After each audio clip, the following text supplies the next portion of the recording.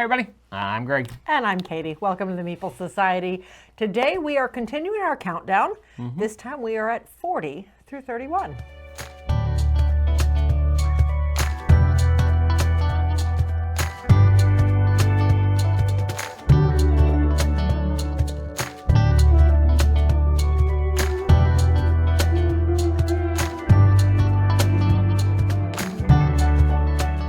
But before we get started, please like the video, subscribe to the channel if you like this type of content, and of course, hit that bell icon if you want notification of future content. And you can follow the link below and find us on all of our social media. So, All right, ready to get started? we're at 40. We're at 40. I had to make sure I had the right list up. Good idea, good idea.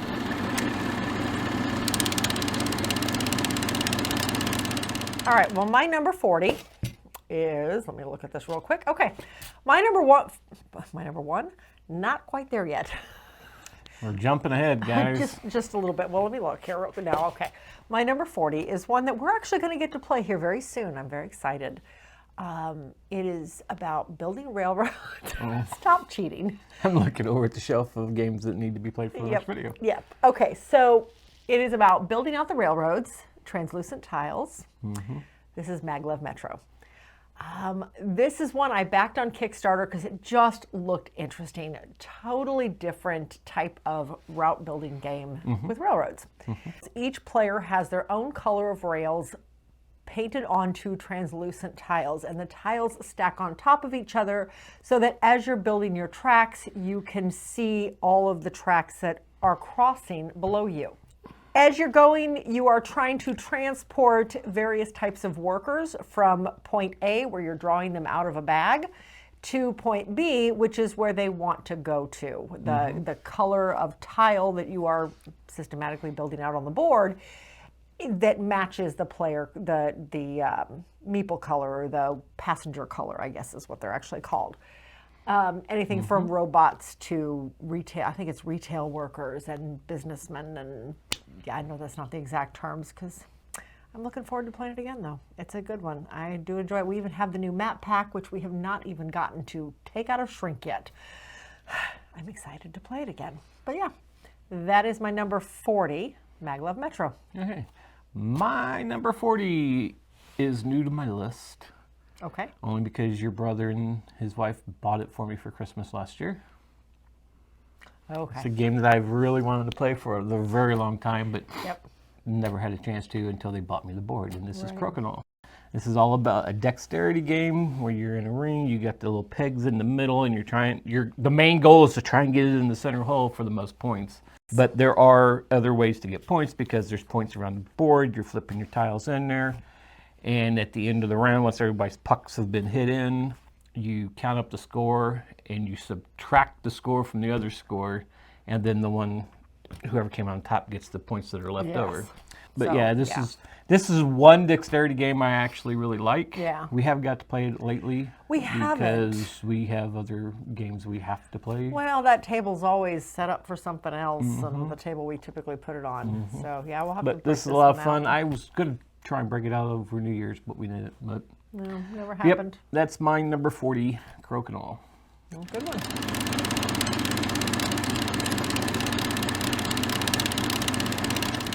My number 39 is a small two-player game. Well, the box is small. The game itself, not so much. It is played on a fabric board with cards. This is Mandala. This is... you do like this one. I do. And we have not gotten to play it soon again. It's another one that's going to be coming up very soon. Yeah. So this one is played on a fabric board with two mandalas on the board, and each player is playing sets of cards to their side of the, as they call it, the mountain. And then you have two options. You can play to your side of the mountain, or you can play them into the center on top of the mountain. And once there are I think there's 6 or 7 different colors, or six different colors of cards in the game. Once all 6 colors are present on the mountain somewhere, whether it be on each player's side or in the middle, then that breaks the mandala and you score. it's just such a neat game. It's a neat puzzle. It's interesting to try to figure out, am I going for points on my side or am I putting it into the middle? Because on your side indicates majority, and that tells you who gets to pick first when it comes time to start picking the cards that were placed up in the center. And the center cards are what's actually going to score for you. I do like in this game how the colors aren't a certain number of points. Because it's all going to depend on what you have in your cups and how you're laying your cards into the cups. And or so down into your river. You first start and it's like, what, 1 point for each card you have in it, and then it's 2. It just works its way up. The farther down you get, the more points. The first it's really cool. set that you take, whatever that set is worth 1 point. And then the second set, whatever color that is worth 2, and then 3, etc. It makes it very interesting to try to figure out, okay, what am I going to put into the center because I really need this color, because if I can get this color into my river, it's going to score 4 points per card. However, my opponent needs it too. So I need to be able to keep majority on my side so that I can choose first, but at the same time, I need those cards in the middle. It's just such a neat thing. So anyway, that is 2-player again. Super fun card game, Mandala.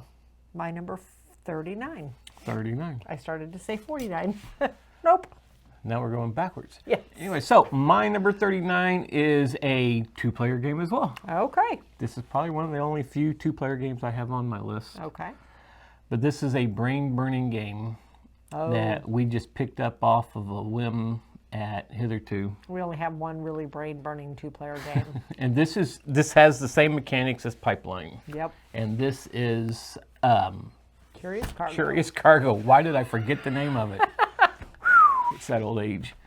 Anyway, but this is Curious Cargo, where you are in a factory and you are building the machines out of these little ports on your board. You're building pipelines to get to the edge so that when trucks come in, as you bring trucks in, you can load those up with different the different goods.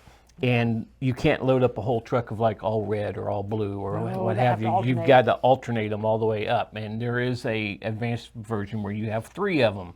Yeah. 2's brain burning enough though, but we have played it with 3. We have played it with 3, and I don't know that I ever want to again. And then as your trucks fill up and you bring more trucks in, now you're going to send your truck over to your opponent's side, and now they have to unload it though, but they have to have the pipes line up to unload. So if it lines up and this is a red pipe going over and there's a blue stock there, they can't unload it. They have to have it where it's lining up. So you're not only trying to build it up to get the shipments out, you're also building it up to receive the shipments that your opponent is bringing over. So it's just like you've always said, it's a big puzzle to figure out, where do I start? You're going to want to start on the side where you're going to get the stuff out, but you're also going to have to keep track of what's going on over there, because you can build on top of other tiles. But you need scaffolding to do it. Well, if it fits over it perfectly. Well, that's true. But if it doesn't fit over it perfectly and hangs over, you need a piece of scaffolding, which is actually points at the end of the game if you don't play them. But you can put it in there to build it up a little bit higher. You only get so much per game. Yeah, and then you're going to end up rerouting it. Yeah, it's kind of a race getting them out, but you got to be able to receive them. So this one, the first time we played this, we came back and this one, our brains hurt. My head hurts after playing this one. I love it, but man, my head hurts after playing it. Yeah, so this is number 39, the 2-player Curious Cargo.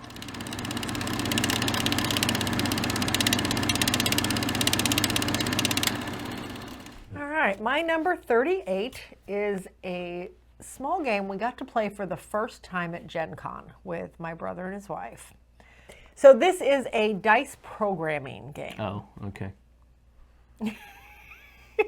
This is Sentient. This one is interesting because you are playing cards into basically your tableau. You're playing 1 card per turn, and 4 turns per round. And you are trying to make them work with specific dice that you have already rolled and put out on your board.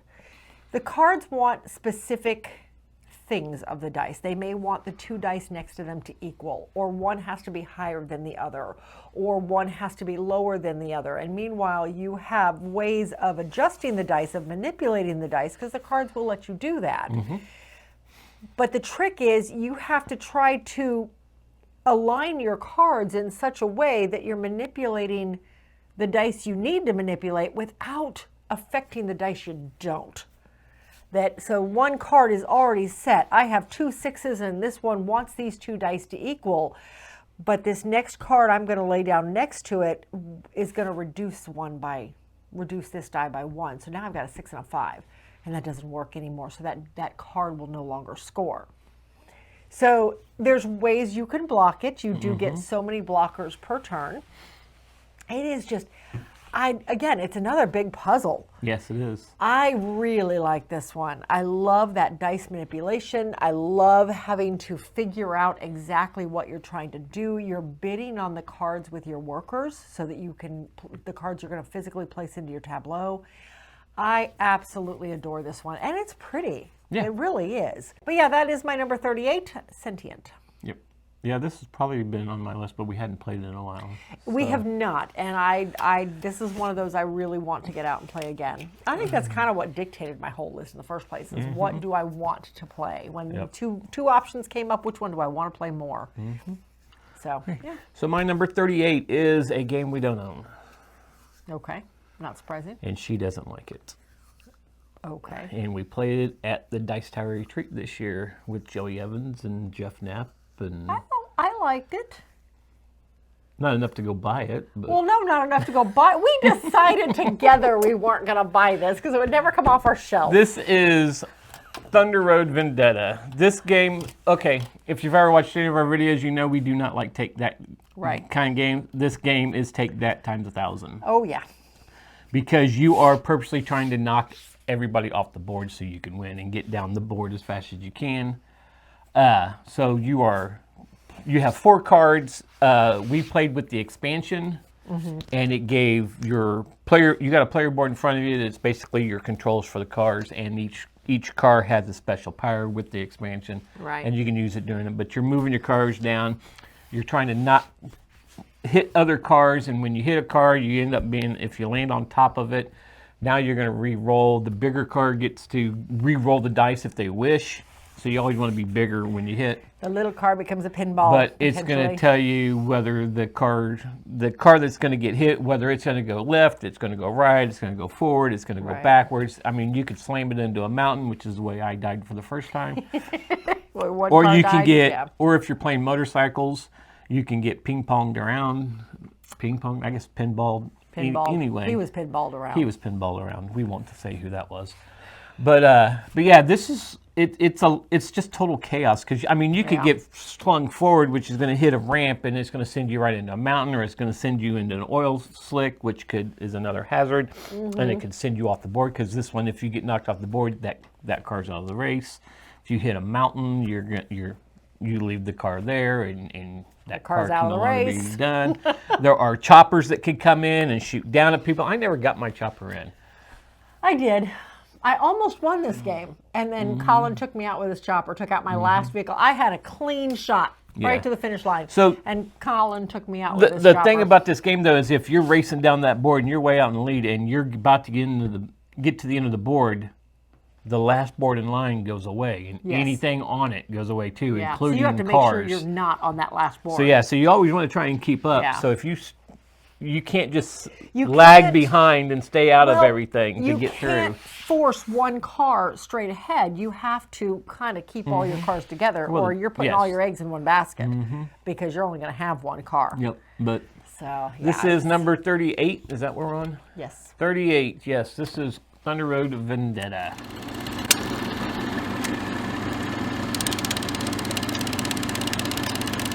All right, my number 37 is a new one we received this year via Kickstarter. It has a 3D board that is held together with magnets. You are digging down through the ice in ice. Wasn't this on my list already? I don't know. I think that was on your 2023 list. Yes, yeah, I don't think you have it on your list so far. But so with ice, there's a multitude of different characters you could play, but essentially you're an archaeologist.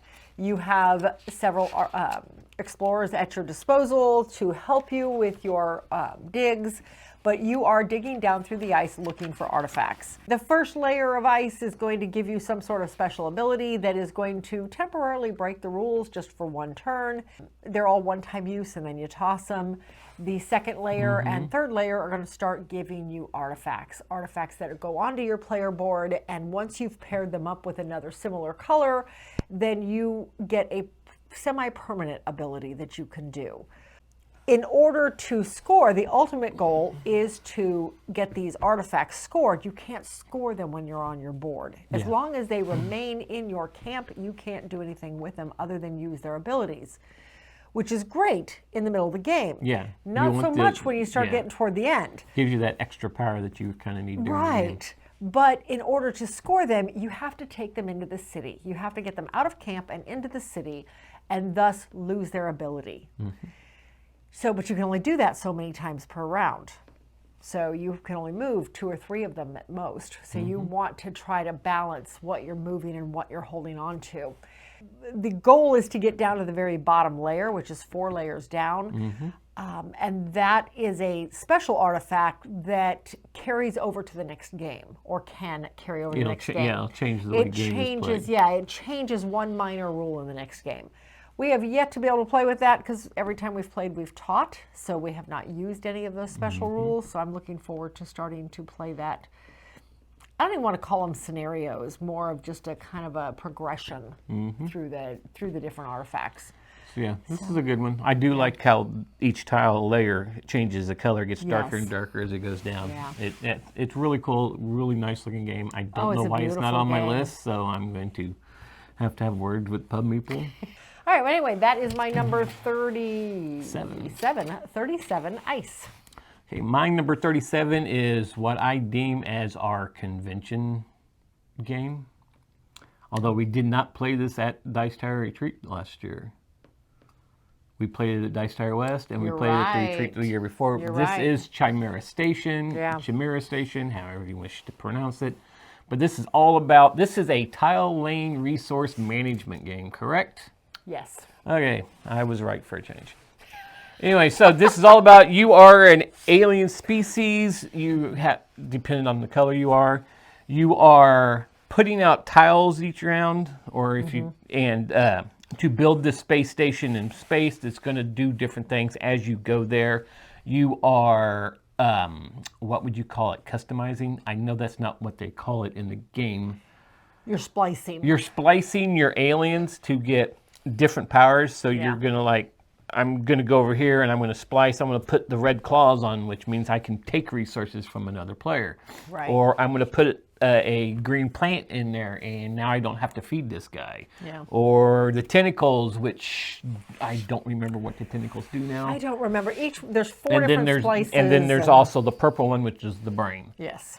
Yeah. But each one did something a little different. It's really cool because there's stations that are closed. You're putting out tiles. New places come open, but you're moving around this board. They're all doing worker different placement stuff. areas. So yeah, I do really like this one. So that is Chimera Station. Too bad that it probably will never get printed again. Yeah, this is one I would love to get my hands on. Yep.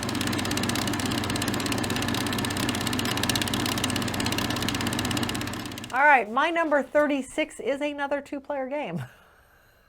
I promise this whole list is not 2-player games. But this is one I picked up on a fluke at Target when I was out in California with my brother. I happened to see it. It looked interesting. I grabbed it. It saw one print run and from Mattel, or a mass market game company. It's Mattel. And it is one of the hardest 2-player games to find now. This is Spirits of the Wild. This is, I am shocked at how sought after this game is. I really am. Yeah, because you brought it home. I was like, you brought home a Mattel game? Exactly. Exactly. And it is such a good game. All right, so in Spirits of the Wild, again, it's a 2-player game. You are playing off of a set of cards. Everybody has a player board with different spirit animals on them. And the spirit animals want specific stones. Now the stones are coming out of a bag into a central pot throughout the game. And card play will let you choose stones out of the pot or draw them directly out of the bag and place them on one of your spirit animals. Your spirit animals may want different things, like one of them may want 6 different stones of different colors. One of them may want 3 sets of 2 colors each. One of them may want all the same color. Matter of fact, one of them does want all the same color. Doesn't say which color, just all the same color. So you have to make decisions as you're pulling stuff out of the bowl as to where you're going to put them. And then there's the clear stones, the spirit stones. And once you lay down a spirit stone, you can take one out of the bowl. Once you do so, you have to put it onto one of your spirit animals and you can no longer touch that animal. That animal is officially scored. The drawback on this is that even though you want those spirit stones to come out, so many stones ends the game. The minute the 5th one hits that bowl, game over. Yep. So you want them to come out, but you want to make sure you get them, but you don't want that many to come out. Yeah, it's just, I love this game. Now the wolf or coyote or whatever it is, that's a variant, correct? No, that's part of the cards. Game? Yes, because you're the main part of the game or not. Doing this by playing cards. You're flipping your cards over as you're playing them. One of the cards is a coyote, and you can move the coyote around.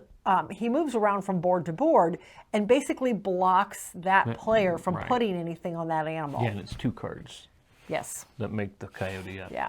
So it is just, I love it. This is, like I said, it's one of my favorite 2-player games. We have tried to film early on in the channel. It's the spirits, I'm telling you. We tried to film this one 3 times. And either we had video problems or sound problems. It never happened. Someday, maybe we'll get this one filmed. We've kind of given up on it. But I would still love to get a copy of a video of this up on the channel. It's a good one. We have 2 copies of it, don't we? We do have 2 copies, 1 in each collection. Yeah. Shh, don't tell nobody. Anyway, that is Spirits of the Wild, my number 36. My number 36 is not a new game. Okay. It's had it. There is a version of it due to be released here in a couple days, actually. But not by the same designer, though. But this one's all about birds. The new one's going to be all about worms. This is Wingspan. And we don't have the big box. We don't have the Asian expansion. We just have the first 2 or 3 expansions, whatever. We have everything but the most recent. Yes. And we did not go into the big box. We figured we had enough cards to last us a while. And you've gotten some upgraded resources. Yeah. But the birdhouse. And you have an upgraded birdhouse. But but this is all about, basically it's a tableau building game. Yeah. Because you're drafting cards. Well, you're not really drafting. Yeah, you're drafting cards, right? You're pulling cards off when you're allowed to. Yeah. Well, it is a worker placement type kind of game, because you're going to place it someplace on your board, and that's going to tell you what you're going to do. If it's down here where you can build a bird, put a bird into your sanctuary, I guess is what you would call it. Yeah. We're going to build birds in this game. But anyway, you're going to place the bird down in that area. If that's where it's at, you're going to start from your right and go to the left, and you're going to activate every card in that row to do other things. So there's 4 areas. There's also an area where you can go up there and get more resources. There is resources on a dice that's rolled at the beginning of each round. And as those resources go out, they leave the bird feeder or birdhouse, bird feeder. What would you call it? Bird feeder. One of your turns, you can actually, if there's only one type of resource left up there, you can take those and re-roll everything and start over with whatever you want. But yeah, so it's a cool tableau worker placement resource management game, all about the birds, and that is Wingspan, my 36.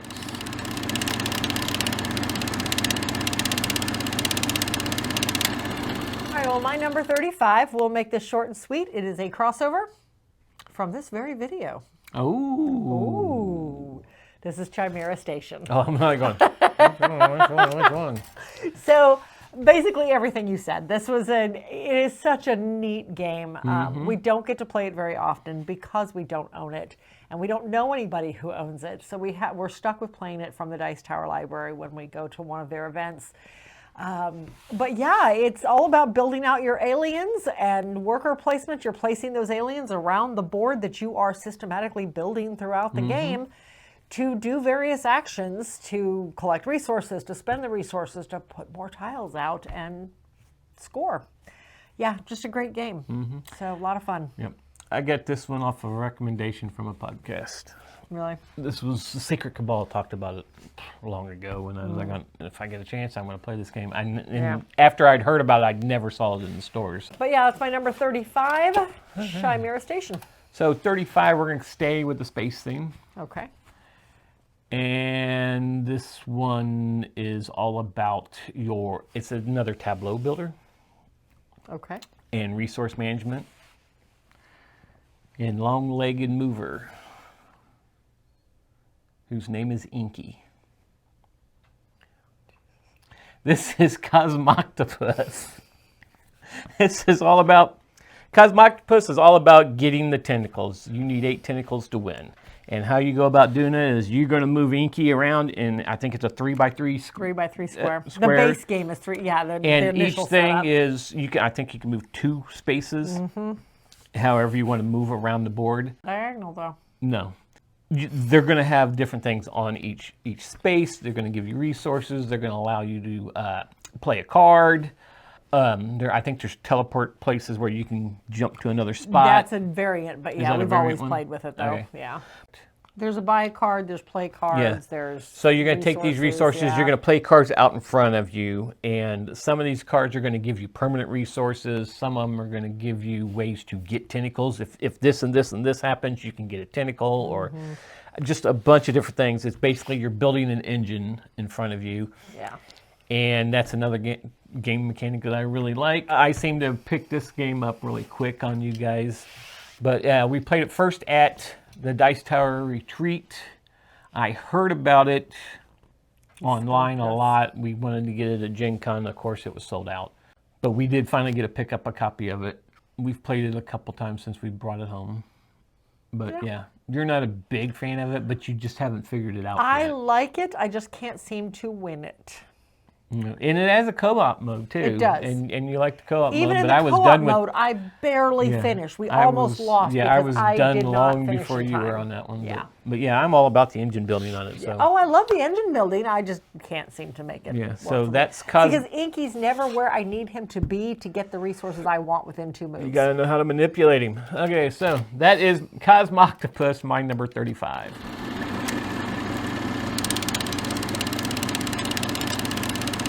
All right, my number 34 is, we are coming back to Earth here. Okay. This one is very dark themed, traveling on a dark road. Gee, what could it be? This is Merchants of the Dark Road. This is just a very interesting rondelle-style, action-oriented game. You have a wagon that is moving literally in a circle, moving based on a die roll. So at the beginning of the round, you are rolling out the dice that you have, and at the end of every round, you are removing a dice from play. You're using the dice to move around the board, essentially, and then doing the action of wherever you've landed, whether it be you're at the pub and you're recruiting people, you're recruiting passengers to go out onto the road with you, or you are picking up supplies, or whatever the case may be. It is just a really interesting game. We played it the first time a while back when we first got it, and I wasn't 100% sure on it. And then we started playing it out to discuss it on the podcast. We played it 3 or 4 times, ended up getting the upgraded bits, did not get the upgraded money, and that is a regret. Killing her. It is killing me. Yes, I can guarantee we will end up with them probably by Gen Con. But that's beside the point. But I really like it. It is just there's just so much manipulating you can do with those dice. And what dice am I going to use for what? And it's And a this, good one. For some reason, there's 100 more games that I like than this one.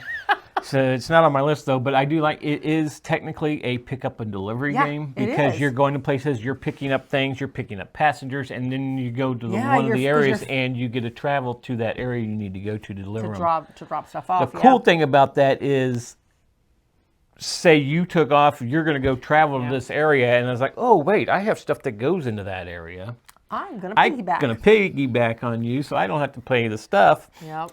You pay for it all, and now I could go either to the city she's in or a neighboring city. Yeah. So it's really cool. So you don't like always have to, although if you're the one to do it, you get a little extra. There's a card that you draft based on whether you are taking the safe road or the dark road. Yes. And by the roll of a die, depends on what happens, and that happens to everybody in the party. Yes. There's a set of dice. You take so many dice that you roll based on how many people went with you, and there's a formula as to what dice you're rolling based on which road you're taking. You roll the dice out. The person who is in charge of the caravan gets to pick first, and then everybody else who decided to piggyback along gets to take extra whatever's left. It could be a reward. It could be a detriment. You may end up losing something, but yeah, it's just such a neat mechanic to be able to piggyback like that, and then still have that sense of danger from, am I going to do this quickly and get less dice out of it, or am I going to take that extra time and do this? Go the and even route? if you took the extra, you took the longer route or whatever, you could still have something bad happen. You could still have issues. Yeah, absolutely. It's a really good one, but apparently there's 100 more games that I liked in it. So anyway, that is where are we? Number 34, Merchants of the Dark Road. Okay, so we're staying on Earth again. Okay. But now we're going out west. Okay. This is Great Western Trail. Okay. Now we have the original version and the original expansion. Yes. This is one of those games that don't play without the expansion. Yes. If you've ever played Great Western Trail and not with the expansion, get the expansion. This is an essential expansion that you need for this game because it changes the game and makes it a little more interesting when you get to Kansas City to sell off your cattle. Gives you more options. Because it's giving you more options to go to different places. You're getting different stuff. But this is really cool. I mean, it's a board builder is what I call it. Because you're building buildings out on the board that are going to add actions to where you can stop or somebody else can stop. Somebody else can stop, but they have to pay they can you do to something. do it. Correct. Now, some of them they can't do, some of them they can do, but it's really cool because you're trading with the natives to get different things you need to help satisfy goals, basically. Yes, that's goal it. Cards. You're taking care of hazards. You're getting money to get more cattle, more expensive cattle, because the points in your hand when you get up, it has to be all the cattle you sell can only be one of each type. So if you got like 3 of the same kind, 3 of the same type, and say one of them's a jersey, and you got another jersey in there, that other jersey's not going to get. You're not getting any money out of it. Money out of it, but you're going to lose it at the end of that round. It's going to go back into your discard pile, and you won't get it until you have to reshuffle. Yeah. But it's really cool. Is trying to maintain the money that you need to get the cattle. Yeah. And getting to the tiles where you can discard or get rid of cards. Where you can sell off cattle that you have duplicates of to get more money. Right, yeah, and get rid of your lower cost cards. So. Oh yeah, just get them out of your hand altogether. It's got a lot of cool stuff. There is new versions of it now. There are all 3 out now? Yes, because Argentina came out at Gen Con. I've heard good things about them. We've not gotten a chance to play any of them, though. Argentina. Argentina's out, but it's the other one's New Zealand, Argentina, and then the original. New Zealand has sheep. Okay. Instead of cattle. We haven't gotten to play any of them So yet. so that is number 34, Great Western Trail.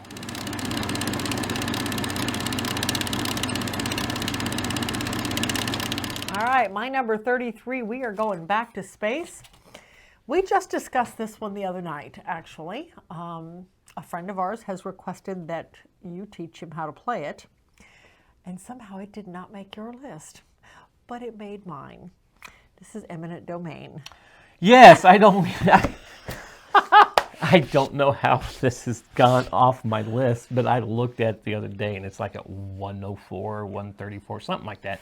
It's a 1 and a 4 in there, and it's way too far down. But yeah, because this used to be like one of my top deck builders that I loved. All right, so Eminent Domain is a deck builder based in, space, like I said. There are 5 different actions you can do, and every round, this has got the neat follow mechanism in it. This is one of the first games time we that played. we've seen that had the follow-up mechanism. Yes. So what happens is, throughout the game, you are playing your cards out, and then whatever your main action is, you get to take one more of those cards out of the center of the table.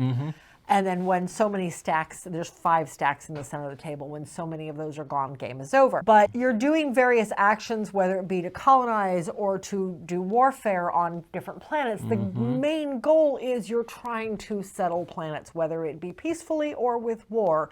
You're trying to settle planets because that's how you get production and that's how you get points. So you're collecting cards throughout the game. You're playing the cards out to do various actions, whether it be technology or research. I think it's called research in this one, but or to colonize or to do the warfare or to whatever, production. And then there's one more I can't remember off the top of my head.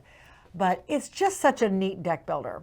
We have played this. We play it fairly quickly. It's actually a fairly quick game once you get moving on it. Yeah, once you know the game real well, you can play this. And it has 3 different expansions that we all have. Yep, we've got them all. So, but the expansion adds a lot of different stuff, a lot of different cards. There is that side pot where I think it's the research you go to, and if you have a certain amount of planets colonized, you can look in the stack with those on it. The technology to get you more. Some of them will stay out and just be an ongoing power. The other one goes in your hand and activates special stuff when it comes out. But yeah, it's a really cool game. Like I said, it's probably one of the first follow-up mechanism games that we actually played. So, but yeah, that is my number 33. That is my number 33, Eminent Domain. Okay, my number 33 is a crossover. Oh. With you. Oh, well, I would hope so. I'm the only one else it could in have been this with video. Jim, I don't know. What's your number 33? Anyway, it was your number 44. Don't look. You should know what your number 44 is. I don't remember. Don't look. Number 44. This is Meadow. Oh, okay. It's another one we get to play very soon. Yes, it is.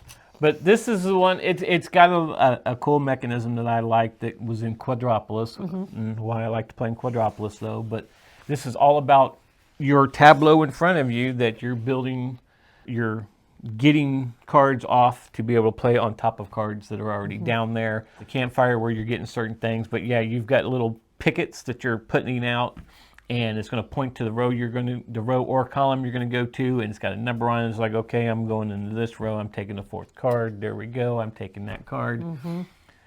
But you got to figure out what card you're taking and what you have in front of you, because you can't just take any card to stick it out there. It's like, I've got a bug here. I need a bird to go on top of my bug, because basically the bird's going to come over and eat the bug. So now you can take that card and put it over there. But it has a little bit of pressure luck, because you're like, okay, I need that one and that one and that one, but I think I'll go with this one. Well, wait a minute. I can look over at Katy's. It's like, oh, no, she needs that too. She needs that tree. But I don't need it yet because I got to get this in there first. It's like, oh, I hope she doesn't take it next turn. Or do you just hate draft and make a whole new column to start building on? But you can't just build the tree on. You always got to start at the very bottom of it and then go up. Yeah, it's got to start in a specific place. It's really cool of how you have to build this thing and who's going to get to the campfire first to get the seats taken up. And it's all about layering those icons. And oh, no, this is a good one. I'm looking forward to having it. And this one, it starts out with a certain cards in their little wheelbarrow, and then halfway through the game, one of the stacks, I think is it the east cards come out and the west cards go in, or the south cards come out and the north cards go in? There's 3 different wheelbarrows, and basically which is nice because it kind of changes out, and the icons progress. Yes, they go up. Yeah, rather than having all the higher icons in the first round, it kind of helps the game progress. Yeah, because these kind of games, I mean, if it's the same stack the whole time, I mean, it might not have got shuffled. Now all you have is the lower cards, and you're looking for the higher cards. And now the higher cards are going to come out in this deck. So, like I said, it definitely advances the game along. Yes, but yeah, it makes it run smooth. We have the expansion for this. We have not played yet, so it's coming up. We're going to play with the expansion and talk about it on our Playing Through Our Collection video. So look for that. But yes, that is number 33, Meadow. All right.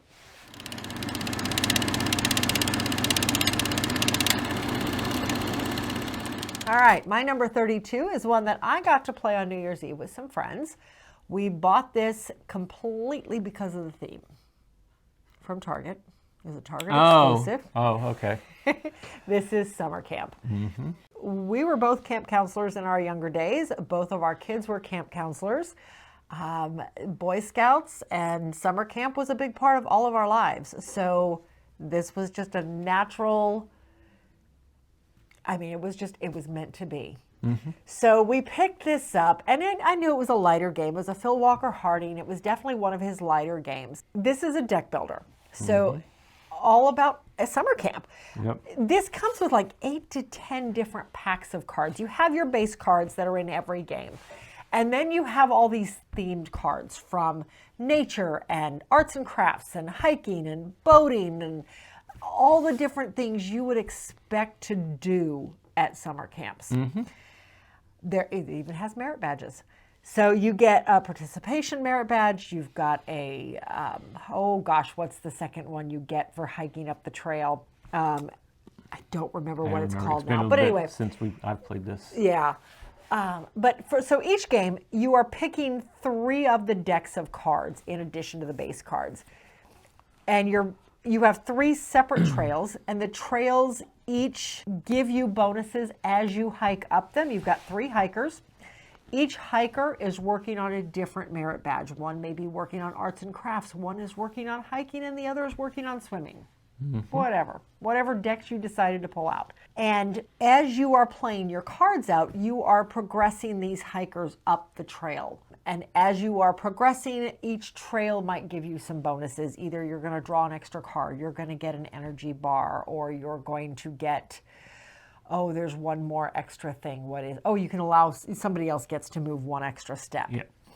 And the idea being that you want to get across the first bridge, because then you get the participation merit badge. And it's the first 3 people across that. Oh, actually, everybody gets the first participation. It's just they kind of go down in value depending on how far back you are. And then you get to the second bridge and you get the next merit badge. And then whoever gets to the end of the path gets the top, the nicest merit badge from whatever trail you're on. And again, they go kind of down in value. It is just such a neat deck builder, and it is so thematic. Just some of the cards that are in there, like the boondoggles, which I had never known what those were called. It's like, I had never heard of that term in all my years at summer camp. So I absolutely love this game. It is such a light deck builder.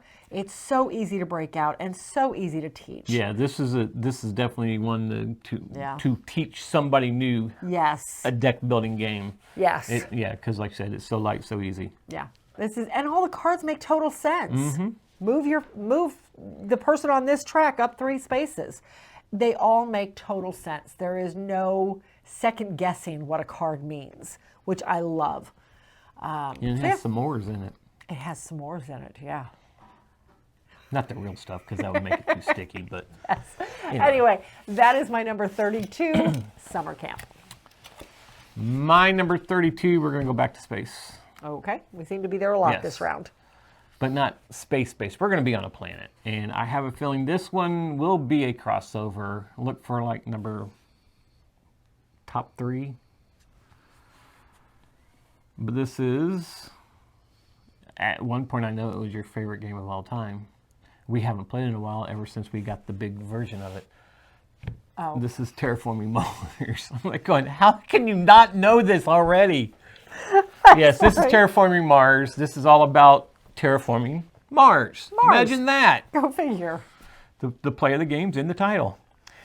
Anyway, so you are drafting cards. You're getting cards. You have to pay for the cards. Then you have to have the stuff to get the card out. The resources to get the card out. Yeah, you are working on getting the oxygen levels up. So certain cards can't come out unless the oxygen level is up to a certain height, or certain cards can't come up unless the temperature is up to a certain height. So basically, you're taking a dead planet and making it alive. Terraforming it.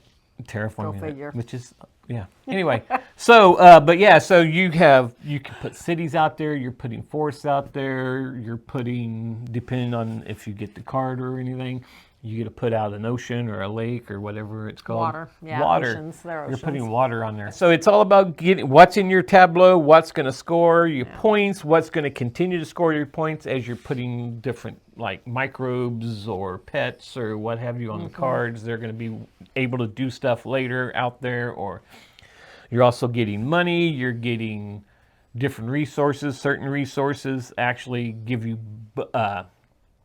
bonuses. Well, Discounts. not bonuses, discounts on building other cards to get them out. Yep. You have the plant life, which is you get so many of those. You can put out a new forest. You got energy that's going to turn over to heat, and then a certain amount of heat you put out, and it raises the heat level.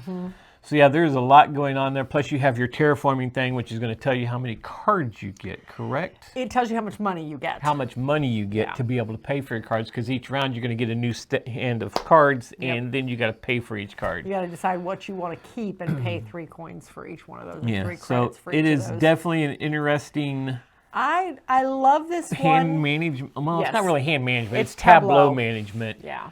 But it is actually engine building, and I haven't quite got the engine building down like she does, because she always beats me at this game I love this game. by a lot.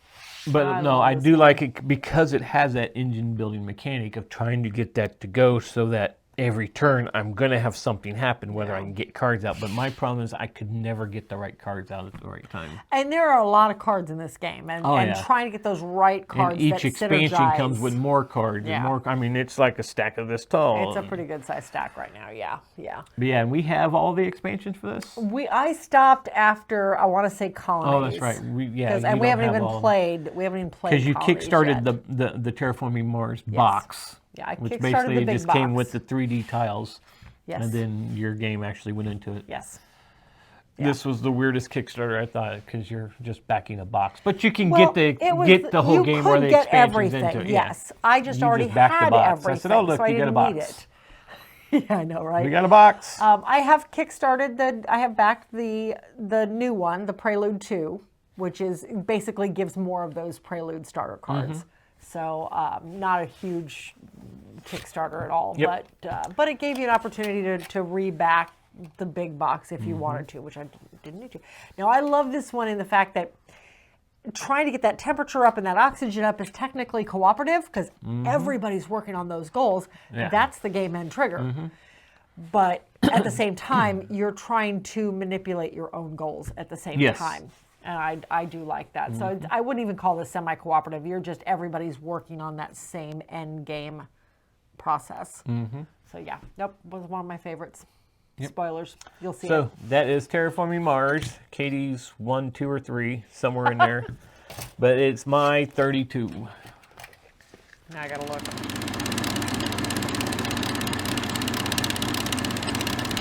My number 31 is another crossover, not from this list. We are traveling through time. We are trekking through history. This was your number 86. Traveling through time, we have 2 games that deal with going through time. Yep, trekking through history. 3 games. This is part of the trekking series. I would definitely say probably my favorite out of the list, and I do love this series. I talked about trekking through the parks, national parks, a couple videos back. This one took kind of a left turn. It's completely different from the other 2. Whereas the other 2, you are globetrotting across the country or the world. This one instead, you are traveling through time and to different points of history to visit. You can even visit with your ancestors if you wish. So the idea with this one is you are starting back as far as you can and progressing forward through time. You can't just bounce, unfortunately. But you have to start back as far as you can and come forward. And then once you get to a point where you can no longer come forward, you can decide you are ending your trek, and then you start over again at a different point. The game plays over a span of 3 days, and this has that last player goes first mechanism. So whoever is further back on the clock goes next. Essentially meaning they haven't used up as many of their hours Yeah, in the day yet. You could probably go. You could go 2, 3 times easily. without somebody else going. Yes, depending easily on if you can time it right. How Yeah. you're going. So this one is collecting resources. You're picking cards up out of a track on the board. The card itself will give you some resources. The slot it's in at that particular moment in time will give you some resources. So you're weighing your options of, I really need these resources to finish my travel board versus I really need that card. I need to only progress this many years in time. Each of those cards is going to dictate how many hours it takes you, whether you're moving 1 hour on the clock or 5 hours on the clock. You have crystals that will let you manipulate that and reduce the number of hours that you have to move, but you still have to move at least something for each one. This is just such a neat game, and I love the artwork is gorgeous. I love the fact on the flip side of the card is the history of that event. So you're picking up these events, and I found it really interesting to flip them over and read about each one of them. Some of them, yes, I knew a lot about. Others, I was like, wow, I didn't know this. So I just found that fascinating, and I love the way it works. I've taught this several times. Everybody's enjoyed it. But yeah, my number 31, Trekking Through History.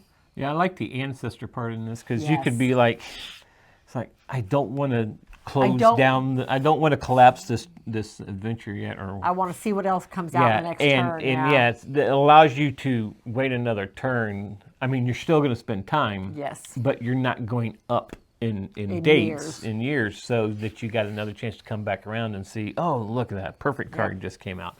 Yeah. There we go. Yeah, this is a good one, and it was on my list. What number was it? You were 86? Yeah, 86, it was your 86. Okay. My number 31.